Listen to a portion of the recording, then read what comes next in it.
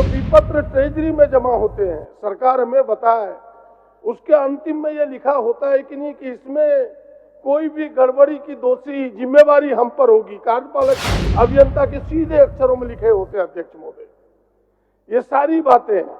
जब ये सारी बातें हैं तो फिर किन परिस्थितियों में आखिर एग्जीक्यूटिव इंजीनियर दोनों पर एफआईआर न होकर के केवल एक रोकड़पाल पर एफआईआर हुआ, सरकार में बताए। और रांची अंतर्गत फर्जी खाते के माध्यम से राशि निकासी कर रोकड़पाल संतोष कुमार के खाते में जमा करने का मामला जो था महोदय, उस मामले पर संतोष कुमार उच्च वर्गीय लिपिक रोकड़पाल को उसके विरुद्ध एफआईआर हुआ है महोदय, प्राथमिकी दर्ज हुआ है और आज वो जेल में है महोदय। ठेकेदार का तो उस आईडी में उनके जो अकाउंट नंबर वो भी रहता है, उनके पैन कार्ड के नंबर भी रहते हैं। तो आखिर आईडी नंबर किसने बदला, पैन कार्ड नंबर किसने बदले, उसके अकाउंट नंबर किसने बदले? ये तो बिना उनके विपत्र जमा के पैसे की निकासी हो ही नहीं सकता, चाहे वो 10% ऐड का मामला हो या रेगुलर भुगतान का मामला हो। अध्यक्ष महोदय, और आपके वित्त विभाग के जांच के प्रतिवेदन भी मेरे हाथ में है।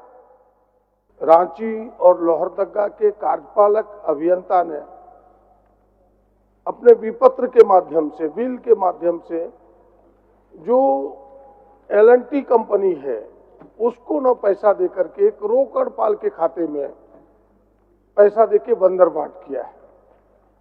और इन सारी बातों को हमने उजागर नहीं किया अध्यक्ष महोदय, खुद सरकार के वित्त विभाग फाइनेंस डिपार्टमेंट ने इसे उजागर किया। लेकिन बड़े दुर्भाग्य से, बड़ी चिंता भरे शब्दों में कहना पड़ता है कि सरकार ने ऐसे दोषी पदाधिकारियों को बचा करके केवल एक छोटे से रोकड़पाल पर एफआईआर कर दिया। मेरे प्रश्न है, सीधे सीधे प्रश्न अध्यक्ष महोदय, 2-3 प्रश्न इससे उभरते हैं। क्या सरकार, जो मैंने पहले अपने शब्दों में कहा उसे प्रश्न के रूप में कहता हूं, कि क्या सरकार के विभाग ने ही इस भ्रष्टाचार का उजागर किया है, इस 100 करोड़ के घपले का? पहला ये, क्या ये गड़बड़ी की निकासी 2 प्रमंडल रांची और लोहरदगा से हुआ? दूसरा, और क्या कार्यपालक अभियंता और अन्य विभागों की कर्मचारियों की संलिप्तता खुद विभाग ने मानी है, जिस कारण उस पर विभागीय कार्रवाई हो रही है और इन्होंने लिखा है कि प्रथम दृष्टया वो दोषी हैं?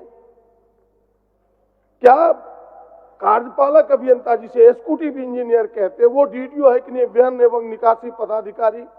और जो विपत्र ट्रेजरी में जमा होते हैं, सरकार हमें बताए उसके अंतिम में यह लिखा होता है कि नहीं कि इसमें कोई भी गड़बड़ी की दोषी जिम्मेवारी हम पर होगी। कार्यपालक अभियंता के सीधे अक्षरों में लिखे होते हैं अध्यक्ष महोदय।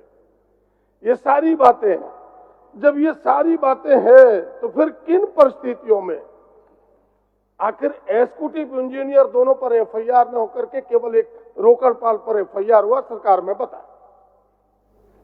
माननीय मंत्री पेयजल एवं स्वच्छता विभाग। धन्यवाद महोदय। माननीय सदस्य का जो प्रश्न है महोदय, बड़ा ही स्पष्ट और बड़ा गंभीर विषय का प्रश्न है महोदय, और सरकार उत्तर बड़ा स्पष्ट दिए हैं हम लोग कि जो रांची अंतर्गत लोहरदगा, इन्होंने कहा है कि महोदय रांची और लोहरदगा, तो लोहरदगा का कोई मामला नहीं है महोदय, केवल रांची का मामला है। और रांची अंतर्गत फर्जी खाते के माध्यम से राशि निकासी कर रोकड़पाल संतोष कुमार के खाते में जमा करने का मामला जो था महोदय, उस मामले पर संतोष कुमार उच्च वर्गीय लिपिक रोकड़पाल को उसके विरुद्ध एफआईआर हुआ है महोदय, प्राथमिकी दर्ज हुआ है और आज वो जेल में है महोदय। तीसरा, खंड 3 का जो इनका है कि प्रभात कुमार सिंह तत्कालीन कार्यपालक अभियंता, चंद्रशेखर कार्यपालक अभियंता, राधे श्याम रवि तत्कालीन कार्यपालक अभियंता, संजय कुमार निम्न वर्गीय लिपिक, इन चारों पर विभागीय कार्रवाई प्रारंभ हो चुकी है महोदय। और जो इनका खंड 4 का जो प्रश्न है महोदय, तो खंड 4 का प्रश्न है क्या इन पदाधिकारियों पर कार्रवाई होगी? तो निश्चित तौर पर एक तो जेल में है महोदय, बाकी एसीबी जांच के लिए मंत्रिमंडल सचिवालय निगरानी विभाग से अनुरोध किया गया है महोदय। 562/2023 संतोष कुमार के ऊपर जो FIR है वो कांड संख्या दर्ज है महोदय। और जो ही एसीबी इसको टेक ओवर करने के लिए हम लोग विभाग को लिखे हैं महोदय। जो भी जांच का आएगा, जो भी वसूली की राशि अंगीक्षण होगा, उस पर हम लोग आगे कार्रवाई करेंगे, रिकवर करेंगे। और जो दोषी पदाधिकारी है महोदय, उस पर निश्चित तौर पर अधिक से अधिक कड़ी से कड़ी कार्रवाई करने का काम करेंगे महोदय। अध्यक्ष महोदय, मैंने जो प्रश्न रखा उस पर तो कुछ बोले नहीं, ये तो सारी चीज लिखी हुई है। मैंने तो कहा कि भाई कार्यपालक अभियंता पर FIR क्यों नहीं? आखिर आपने रोकड़पाल पर कहा कि उनके खाते में पैसा है, उन पर आपने FIR कर दिया। मैंने कहा कि DDO के कौन है DDO? वैन पदाधिकारी, निकासी पदाधिकारी कौन होते हैं? वो एग्जीक्यूटिव इंजीनियर होता है। तो उन पर FIR क्यों नहीं? क्या जो विपत्र ट्रेजरी में जमा होता है उनके हस्ताक्षर होते हैं कि नहीं रोकड़पाल के साथ? जब दोनों के हस्ताक्षर होते हैं निकासी में अध्यक्ष महोदय, और उसमें यह भी अंकित रहता है, आप देखेंगे विपत्र में स्पष्ट कि इसमें कोई भी दोष होगा तो वो सारी जिम्मेवारी एग्जीक्यूटिव इंजीनियर कार्यपालक अभियंता का होगा, ये लिखा होता है। तो सारा दोष जब पकड़ा गया तो उन पर FIR क्यों नहीं? FIR के बारे में मैं पूछ रहा हूं। माननीय मंत्री जी। धन्यवाद महोदय। महोदय माननीय ठीक कर रहे हैं, लेकिन यहाँ मामला कुछ दूसरा है महोदय। दूसरा है कि ये योजना 2013 की है महोदय, और ये योजना है Jawaharlal Nehru national urban renewal mission की योजना थी महोदय। और ये योजना डिपॉजिट हेड में इसका 10% राशि कटौती कर गया था महोदय, जमा था, जो कार्य विलंब से किया गया था। तो ये ट्रेजरी में जमा था पैसा महोदय 10%, कुल योजना की राशि की 10% जो टाइम से नहीं पूरा किया गया तो ट्रेजरी में जमा था महोदय। इसमें कार्यपालक अभियंता का दोष पीछे आता है, फर्जी हस्ताक्षर करके महोदय संतोष कुमार जो उच्च वर्गीय लिपिक है वो अपने खाते में पैसा जमा कर लिया था महोदय। जो जब डिपॉजिट हेड का पैसा उसका कटा, टाइम एक्सटेंशन में टाइम में पूरा नहीं किया तो 10% जो राशि कटा वो ट्रेजरी में जमा था महोदय। जब योजना पूरा सरकार टाइम एक्सटेंशन दी, टाइम एक्सटेंशन देने के बाद जब कार्य शुरू हुआ तो ट्रेजरी में जो पैसा था महोदय उसको देना था, लेकिन उस पैसा को संतोष कुमार लिपिक के द्वारा न दे करके ये योजना मद का पैसा उनको दे दिया, ट्रेजरी का पैसा पड़ा रह गया महोदय। इसलिए DDA का मामला नहीं महोदय, ये 100% संतोष कुमार के द्वारा ये कार्य किया गया है और संतोष कुमार पर जवाबदेही तय किया है और संतोष कुमार के द्वारा फर्जी हस्ताक्षर करके उस पैसा का निकासी किया गया था महोदय। अध्यक्ष महोदय, आखिर आप फिर डाइल्यूट करिएगा, सवाल को नहीं। एक मिनट प्रदीप जी बोलिए। आज इन्वेलप ही नहीं आया है महोदय मेरे पास में। क्वेश्चन का जो इन्वेलप है महोदय वो आज हमारे घर पे नहीं आया महोदय, इसलिए हम आपको सूचना दे रहे हैं। बोलिए प्रदीप जी।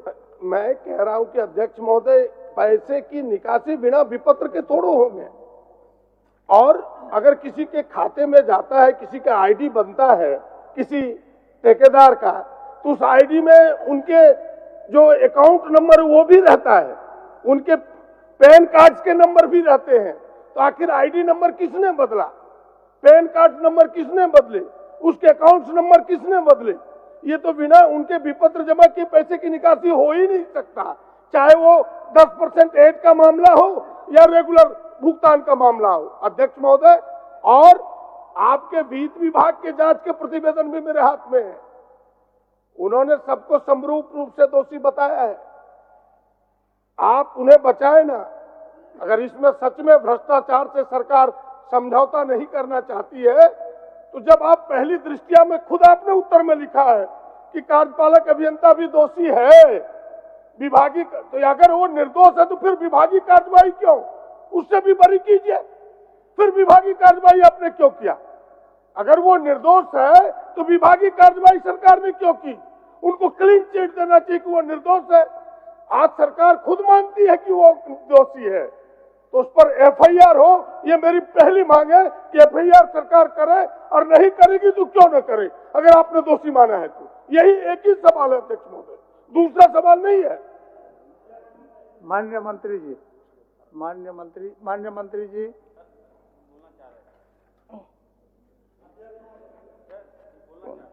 माननीय अध्यक्ष महोदय, एक मिनट बोलिए।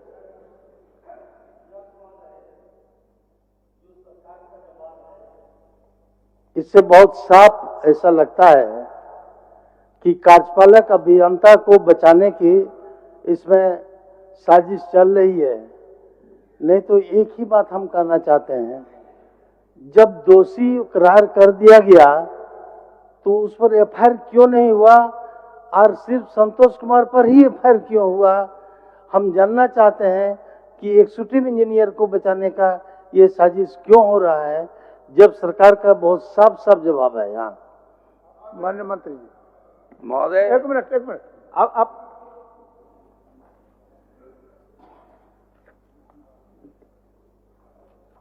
हाँ महोदय,